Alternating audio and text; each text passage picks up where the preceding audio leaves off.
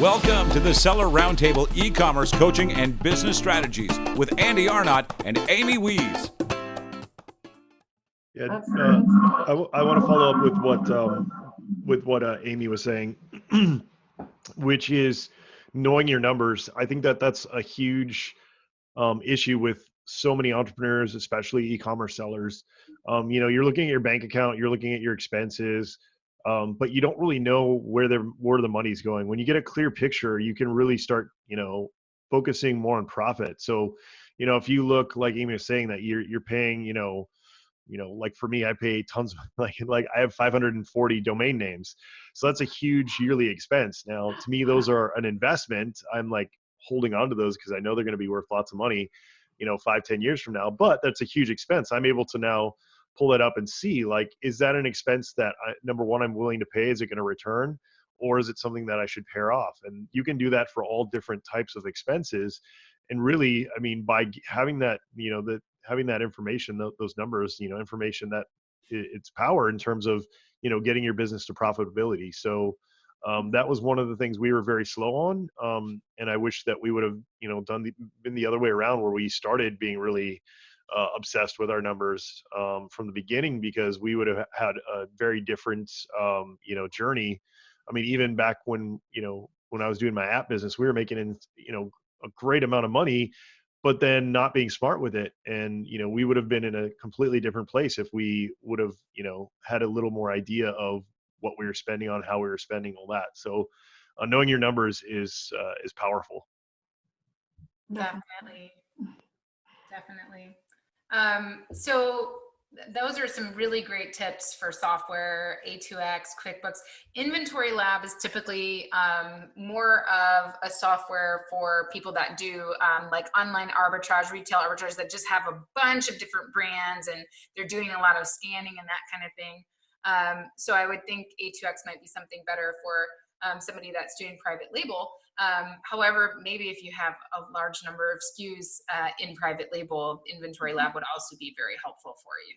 So great tips on that. Now we're going to get into documents and records.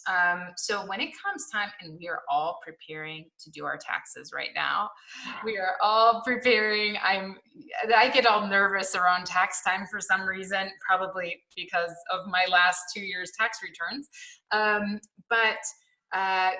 We've got to prepare. So what should we do? What's our to-do list? So you would need to, first of all, put together a list of your income and your expenses. So that would be a profit and loss. That would be either in your accounting system, if you have a system in place, or you would just need to put it all together manually yourself, basically, using your bank accounts, bank statements, your credit cards, and your Amazon summary report. So that would give you your gross sales. You would need to have your gross sales, your marketplace fees in place. You would have a list of all your expenses, and there are a lot of expenses that you can write off on your taxes. Just make sure that you're not missing any, because it will cost you extra money in taxes if you miss some of the expenses that you are entitled to. Some of the expenses I can mention, but that's not an exhaustive list. So if you are traveling, if you're purchasing your inventory, you can write off your car expenses. You can write off your office expenses, home office, office supplies, your shipping, your software, even your courses that you take to learn about this business as well. You can write that's deductible. Your utilities. So that's just to name a few. And of course, your Amazon marketplace fees, your payment processor fees as well, from your PayPal and so on. So once you have that in place, you can have it easily available if you're using some software tool, accounting software, such as QuickBooks. And if you're not, then put it all together yourself and give it to your tax preparer to prepare your taxes. In addition, you would need to have your balance sheet The main part of your balance sheet, if you're just starting out or somewhere in the beginning, you would need to have your inventory. You would need to have your beginning inventory levels and your per unit costs. You would need to have your ending inventory and all your purchases that you had during the year and your cost of goods sold. So all those numbers you would need to have in order to prepare your tax return for the year. You would also need your 1099K. That would be available in your marketplace and your payment processor. So if you made over 20,000 in gross sales, you would need to log in into your marketplace and your payment processor and make sure that you pull those 1099s from every place where you're selling and where you're collecting some sales. So these days, don't wait for 1099 to come in the mail. Just be proactive, log in into your accounts and get those 1099s. If you are a sole proprietor or a single member LLC, your taxes will be reported on your personal taxes. So that's where the business taxes will be on your Schedule C of your personal tax return. So to prepare those taxes, you would need to also have all your personal documents ready to go. So W-2s if you have, any 1099s, any interest that you had. So any tax documents that you received for your personal, on your personal side, you would need to also bring to your accountant, to your tax preparer in order to prepare your taxes. So that's about it. So one of the biggest questions that people have, and I had this question when I was getting started, many of us run our businesses out of our home. And, you know, in general, the IRS doesn't always accept that a business could be as large. Like, for example, our house, like one living room in our Texas home is dedicated to warehousing. And some people have entire rooms that are dedicated to prepping, inventory, stuff like that, right in their homes. And then we also have 2 office spaces because we're running 3 businesses out of our home. And then we have, you know, a lot of other space. So I think a lot of people don't realize that you can't write off 100%. So if you're working out of your home, and let's say your utility bill, for example, you do need that for your business. But you can write off 100% of a utility bill that is for your office outside of your home, right? If I go down the road and I rent an office, then if I'm paying the light bill at that office, that's 100% write-off. But if I'm splitting the utility bill of my home, it is only the percentage of my home that is to be used for business. In my case, 50% of my home is used for business every day. But as some accountants have pointed out to me, hey, you know, the IRS might question you on that. So you need to make sure that if you're claiming you're using 50% of your home, that you're not just like, okay, my kitchen is for, you know, but, you know, you need to make sure that you're actually using that solely for business and not, you know, like kind of a crossover. But remember that you can write off some of those things. So for example, in my case, I've got lawn care, I've got different types of things. I can write off 50% of those costs. Now the other 50% have to go to my personal expenses. But when Julia recommends that you put aside and keep track of all the expenses, make sure you're taking in some of those things into consideration, such as your internet, your utilities, your water bill, you know, whatever kind of bills. If you use a portion of your home for business, it's that percentage of that expense that can be written off. So don't forget about those expenses, because that's really going to help your tax liability at the end of the year when it comes to tax time. Is that right, Julia? Yes, you're correct. Yeah, absolutely. And Okay. for some easy math for people, so correct me if I'm wrong, Julia, if you lived in a 1,000 square foot, you know, apartment and 200 square feet of that was dedicated to your business, then you could write off 20% of, say, your internet bill, correct? Yes, that's correct. There are a few different ways you can calculate your home office deductions. So it can get complicated. There is a simplified method to calculate that as well. If you don't want to use the actual expenses of your home, it's just after that it becomes whatever deduction is the highest for you, and that's where your accountant would be able to help you really to maximize your deduction, because there are different ways that you can write it off. Yeah, in that case, for example, we keep track of our mileage as well as our gas, so that our fuel expenses, and then whichever one is more, then that's the one that we would be writing off. So make sure that you guys keep track of different aspects, because you might have less tax liabilities in one case. So Jenny is watching our live stream right now, and she has a question. Now, she's in New Zealand, so you might not be able to answer this question, but we'll do our best. Jenny says, I have my first product going live in the next few months. Congratulations, Jenny. That's so exciting. New Zealand registered business, but do have an EIN from the IRS because the freight forwarder needed it. The confirmation letter says I need to file Form 1120F by 15 July.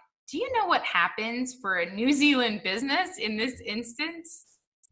So it looks like she has a US-based EIN, but now she's getting the letter saying you need to file this 1120F. Okay, so she would need to file the 1120, but she wouldn't be paying any taxes because her business was not based in America.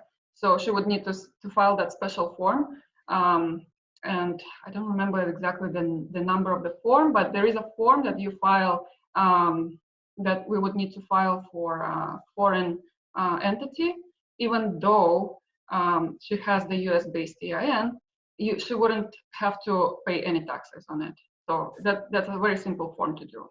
Got it. So the reason you're still filing the form is so that later on you don't get a tax bill that if you had just filed a form and said, nope, we're not a US-based entity, we're a foreign entity. Yes. And then they can put you in that pile and then they're not going to send you the bill later, right? Yes. Okay, great. Andy, I think you're next. You're right. So, Julia, what are the most common accounting and tax mistakes that e-commerce sellers make, and some tips maybe to try to avoid them? I know we've already talked about that a little bit. So the first mistake that I noticed, most common mistake, is when the business, when the seller is assuming that the marketplace is tracking everything for them. So they can just log in into their Amazon account and they have their numbers right there. They're wrong, because they're not tracking all the other expenses. In the end, they don't have a system in place to have, to know whether their business is making money or losing money, because not all the expenses are accounted for, and they think they know their numbers, but all they know is what Amazon is showing them their payouts are, and that's not the accurate picture of their business. So to avoid that, set up a system, set up an accounting system. Now, another mistake is assuming that you can do it all. So some people like to do it themselves, and they would set up their system, they do some research, they do some learning how to do the accounting themselves, and they set it up, but it turns out to be incorrect. So they cannot rely on those numbers. And unfortunately, sometimes it happens that they find out that when it's a little bit too late, when they are so much into the game, they spend thousands and thousands of dollars into this business, and they didn't know that they were actually losing money, because they don't see the correct picture in their numbers, because the system was not set up correctly. So it becomes very time consuming for them after a while, even if they do it correctly. But most of the time, there is always something about the setup that needs to be corrected, unless it's done by a professional accountant or somebody who knows e-commerce. So that brings a lot of cleanup work for me. Sometimes some of these businesses would just still insist that they've been doing it correctly, but once I get into their books, I notice tons of mistakes. And some of those mistakes would be like recording their sales, their payouts in the bank as sales, which is incorrect.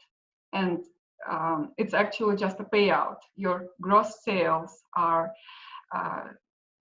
the sales that you had, and then the Amazon fees get deducted, and the net gets deposited into your account. So you need to make sure you recorded that correctly. Because at the end of the year, when you get your 1099K and it doesn't match your QuickBooks sales, you would be wondering why it's so much higher. And that's why. That's one of the most common mistakes that do-it-yourself sellers make. Also, a lot of sellers are not keeping receipts. That we talked about it already. It's very important to keep the receipts. And inventory, that's a big part of, of mistakes and corrections that we need to make.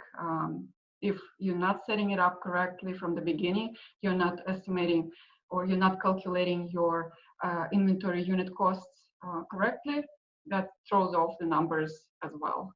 So try to avoid those mistakes by maybe consulting with a professional, making sure that you're keeping, even if you do it yourself, you set up correctly and check in with your accountant once in a while to make sure everything is run properly. So I just thought about something because this has been changing a lot. Can you just explain a little bit about, the sales tax? There's been a lot of changes going on. And so there's marketplace facilitating laws now in a lot of states. Can you explain the difference between a state that's doing that and states that are still doing it the old-fashioned way? Okay, so there are states that are participating, that passed that law for marketplace facilitator law.